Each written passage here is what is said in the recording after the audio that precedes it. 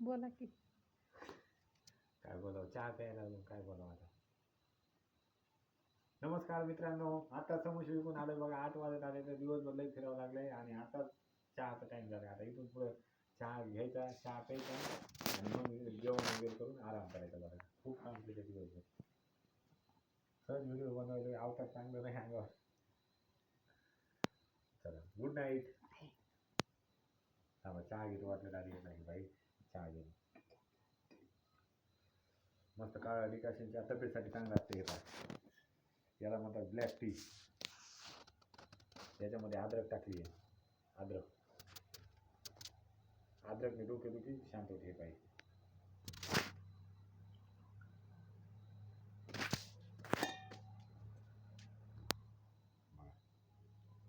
घ्या आता, उगाच झालं थंड व्हायला चहा. चहा म्हणजे थकवा दूर होते दिवसभराचा. या तुम्ही पण चहा घ्या.